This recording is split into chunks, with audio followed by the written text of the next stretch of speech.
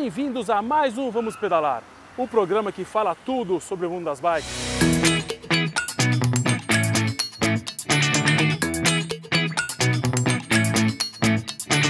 Vamos bater um papo agora com Iveson Miranda.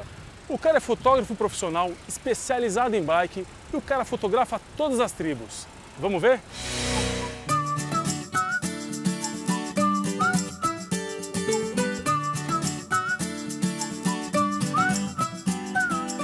Eu nunca gostei de carro. Eu tive que tirar a carta por obrigação profissional, porque numa cidade carrocrata como São Paulo você não consegue viver, trabalhar sem carro, mas assim, a grande oportunidade que eu tive há 3 anos atrás, eu me livrei do carro. Mas a bicicleta, eu sempre usei a bicicleta como modal. Muito antes, décadas antes de ser moda, eu já usava a bicicleta.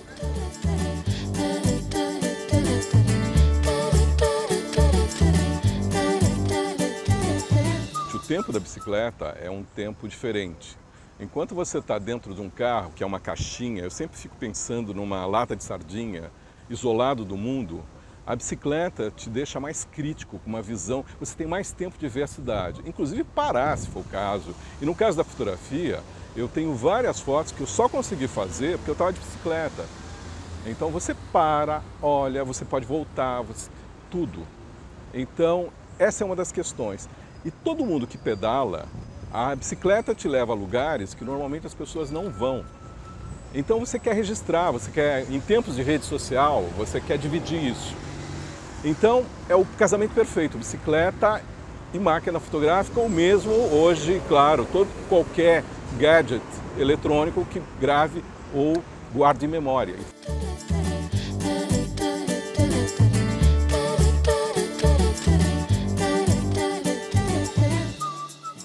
A bicicleta faz parte importante dentro de uma série de coligações que eu faço com o transporte público. E assim, eu, por razões profissionais, às vezes preciso de carro. Então uso muito Uber, que é uma grande sacada, espero que não piore.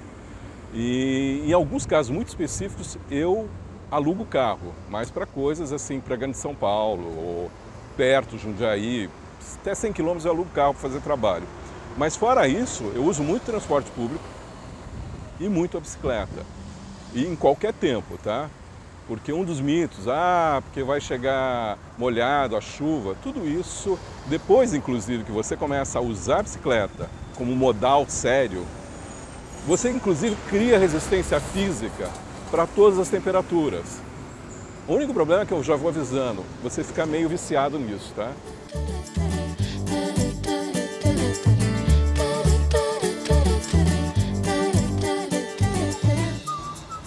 A amizade da bicicleta é uma coisa muito engraçada, tem uma brincadeira que existe quase uma questão religiosa, tá?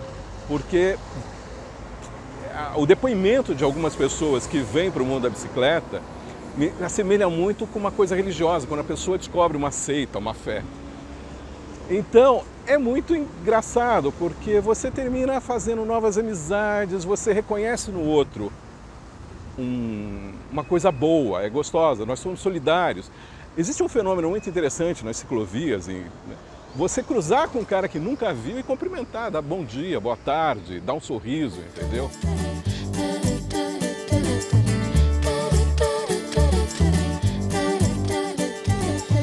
Mas aí é que tá, o movimento é muito legal, é tudo muito divertido, mas a gente precisa do cidadão. A gente tem que ver o cidadão comum, o trabalhador, entendeu? E outra, nós temos que ser vistos como modal, porque assim, toda vez que você vai falar com alguém com outro pensamento, que legal, né?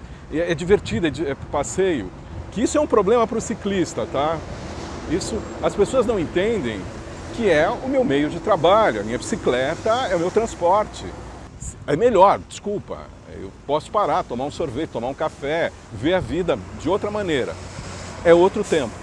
Mas a gente vai ter que quebrar ainda muitos paradigmas para poder chegar a um ponto que seja, a gente seja visto como na verdade deveria ser, como modal de transporte.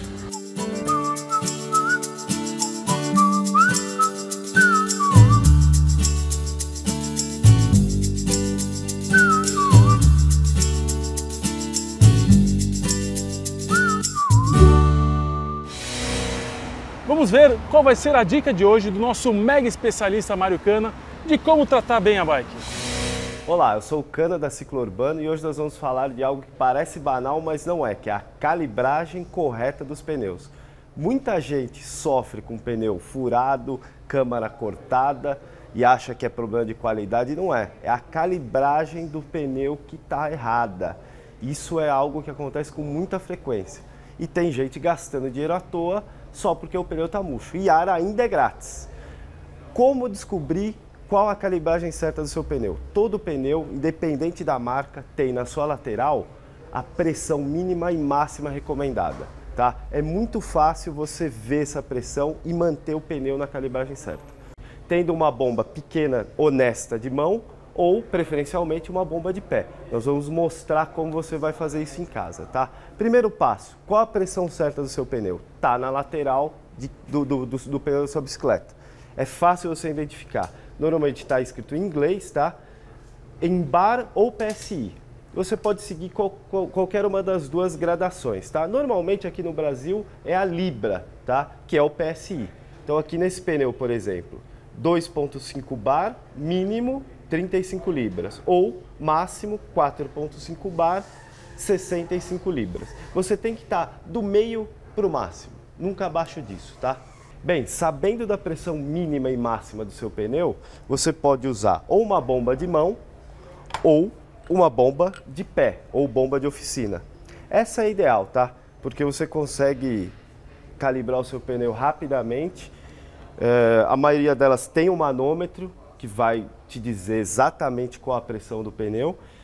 O que a gente tem que evitar é o uso daquele calibrador de posto. Ele joga o ar com muita pressão, muita velocidade e invariavelmente dá problema. Tem que evitar ao máximo e deixar só para emergência mesmo. A maioria dessas bombas de pé ou tem um sistema automático ou uma cabeça dupla, que servem para os dois tipos de válvula mais comuns, que são o Presta e o Schrader.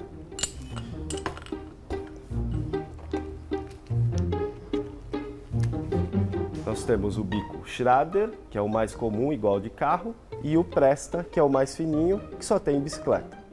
Se você for encher e a sua bomba não for bico automático, você pode usar esse tipo de adaptador.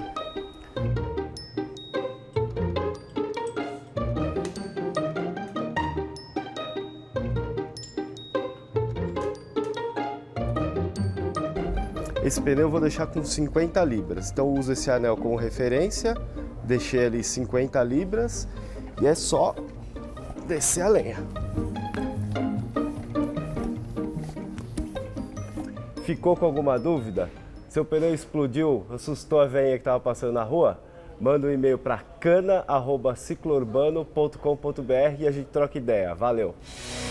No próximo bloco, vamos conhecer a Bicicloteca, uma iniciativa fantástica que une bike e livros.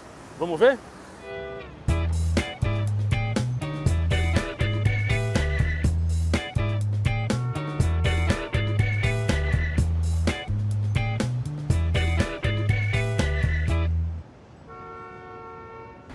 O cara era morador de rua e descobriu que um livro pode mudar uma vida. Foi assim que Robson Mendonça fundou a Bicicloteca. Vamos conhecer a história dele?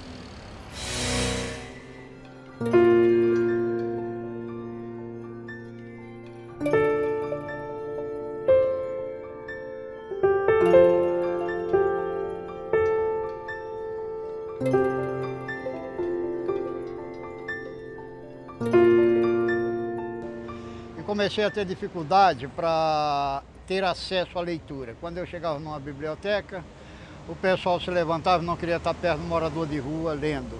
Eu não podia retirar um livro porque tinha que ter comprovante de residência. Então eu vi a necessidade que tinha de ter uma biblioteca onde não precisasse comprovar residência, onde não precisasse ter a obrigatoriedade de devolução do livro, onde o livro fosse realmente acessível a todos. Eu virei morador de rua quando eu era pecuarista na minha terra, Alegrete, Rio Grande do Sul. Minha mulher começou a dizer que nós tínhamos que vender tudo, vim para São Paulo para montar um restaurante choparia aqui e nossos filhos assim ter uma melhor cultura através de uma cidade maior. Então vendi tudo e vim para cá. Chegando aqui na rodoviária fui vítima de um roubo que virou sequestro, levaram todo o meu dinheiro, levaram tudo, inclusive meu documento. Daí em diante eu passei a ser morador de rua. Foi uma época muito difícil, né? Uma época difícil porque eu era acostumado a comprar, a ter tudo que eu queria. E de repente você se vê obrigado a pedir, a mendigar, e se tornava muito difícil. Eu tinha medo de pedir, eu tinha vergonha de pedir, então eu preferia pegar coisa do chão ou da lixeira para comer do que pedir. E um ano depois, perdi minha mulher e meu casado filho num acidente de carro. O carro deles, que eles estavam viajando, entrou embaixo de um caminhão. Aí virei drogado na cidade por um bom tempo, tirei 1 ano e meio usando todo tipo, só não usei pedra, porque naquela época não era esse auge que tem hoje em dia, mas usei todo tipo de droga. Depois comecei a deixar e vi que isso não estava me levando a nada. Foi quando criei esse movimento para lutar pela população de rua.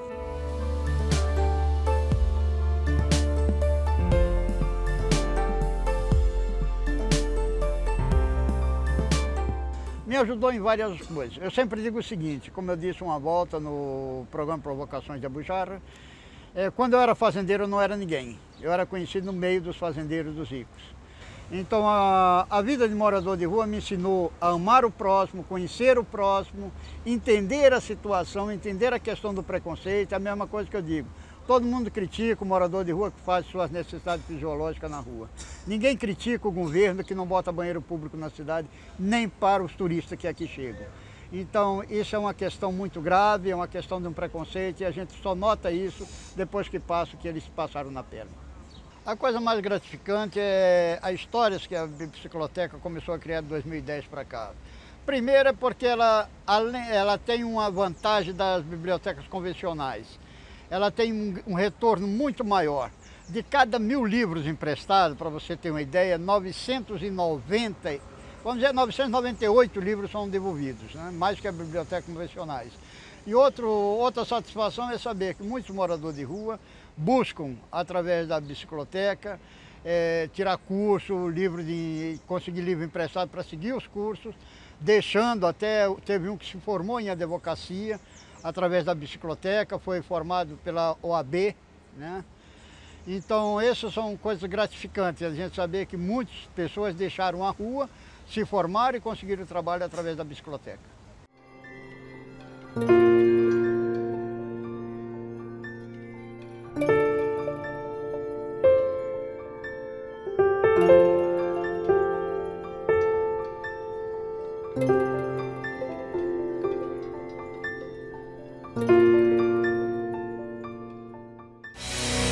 A atleta de elite Gisele Gasparotto resolveu que mulher tem que pedalar bem. Foi aí que ela criou a Lulu 5. Vamos conhecer?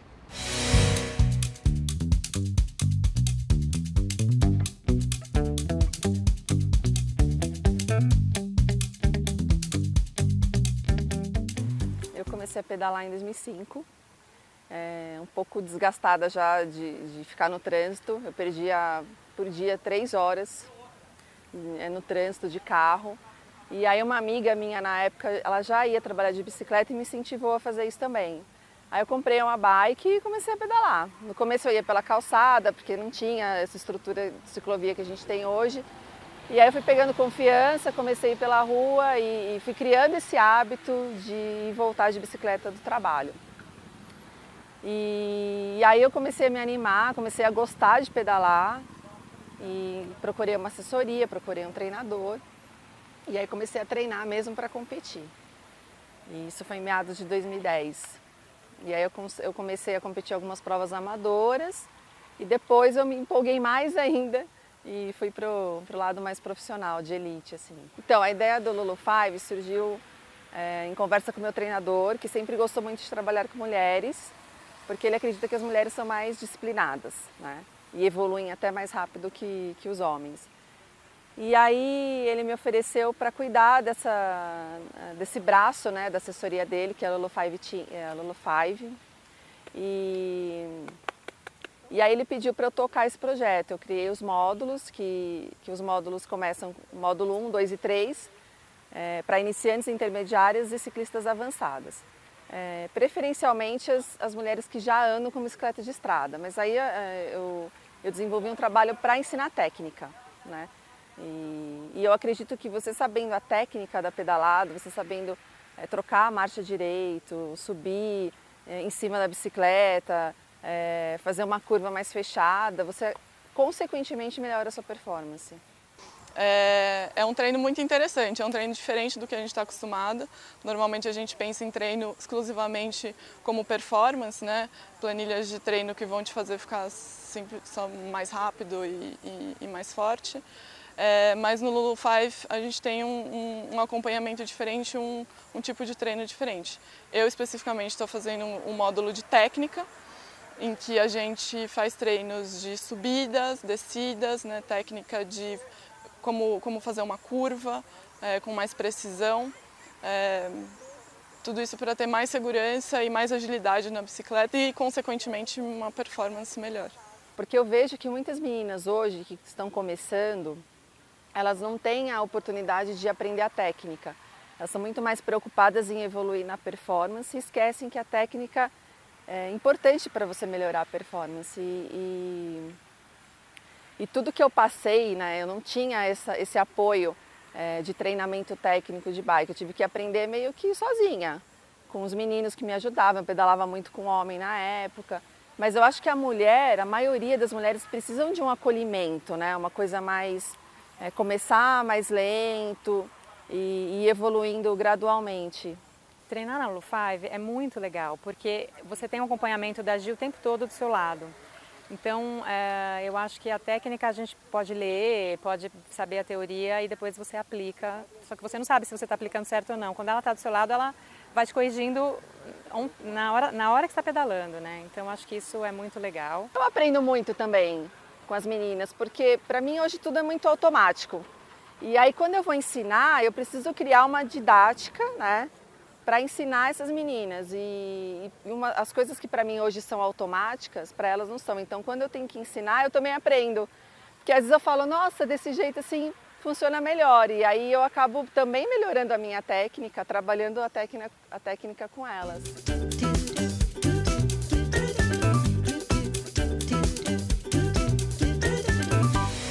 No próximo bloco, vamos conhecer a volta da China de Aurélio Magalhães, que está fazendo isso exatamente agora. Fica aí, a gente volta já.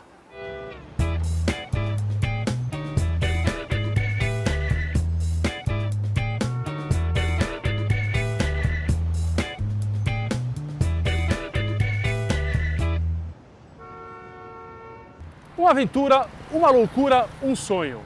Aurélio Magalhães está voltando agora da China, numa viagem que une a bicicleta, gastronomia, cultura e fotografia. Vamos conhecer?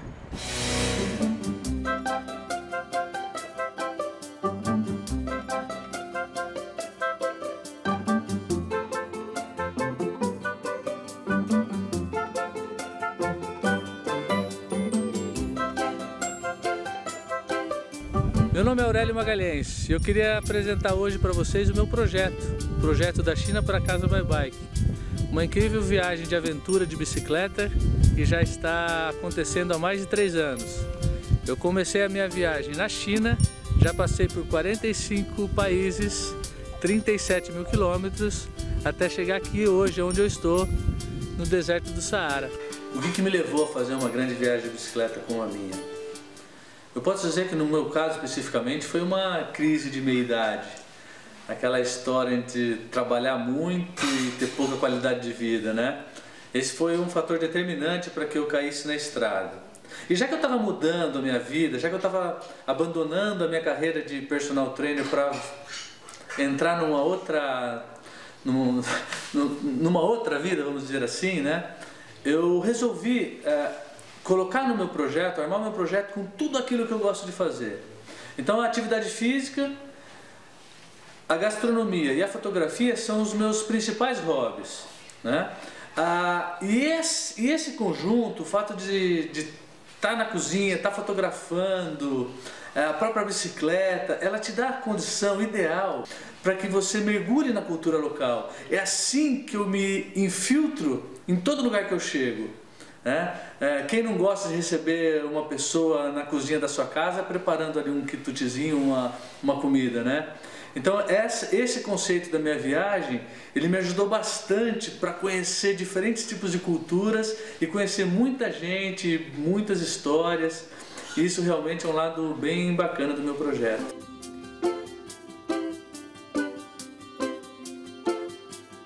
Muita gente tem curiosidade de saber qual a parte mais complicada, a parte mais difícil, qual o maior desafio de uma grande viagem de bicicleta como a minha.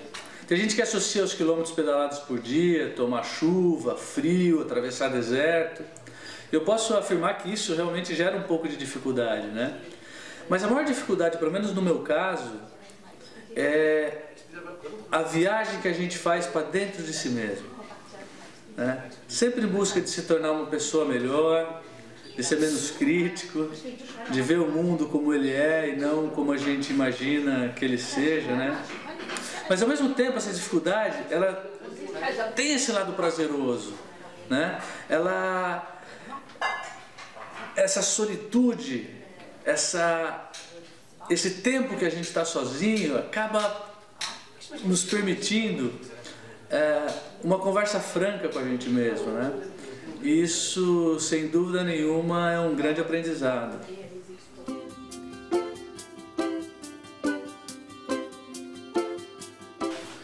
Muita gente me pergunta se eu tenho medo. É claro que eu tenho medo. Quando eu vou atravessar uma montanha com gelo, quando eu chego numa zona de conflito, por exemplo, como foi o caso de Israel e Palestina. Isso, claro, que me preocupa, né? Essas são variáveis que deixam a viagem um pouco mais interessante até. Mas o que eu tenho mais medo, e talvez é isso que me motiva, é isso que me impulsiona, é chegar nos 70, nos 80 anos e não ter vivido aquilo que eu vivi, ou que eu estou vivendo agora. Então, uma viagem de bike, ela faz com que você viva 100% todo dia. E isso é muito bacana, né? Essa história de você estar 100%, é isso que é legal.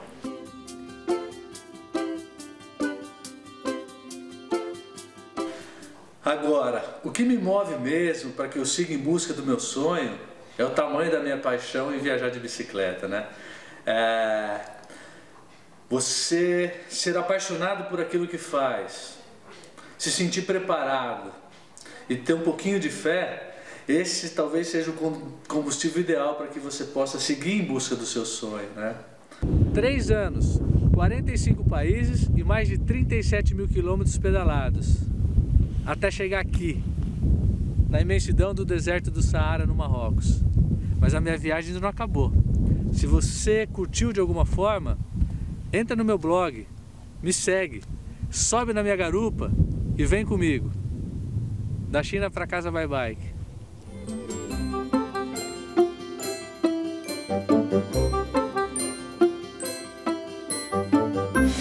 Bom, o Vamos Pedalar fica por aqui. Mas semana que vem tem mais dicas de manutenção, viagens e tudo sobre o mundo das bikes. Fica com a gente, vamos pedalar?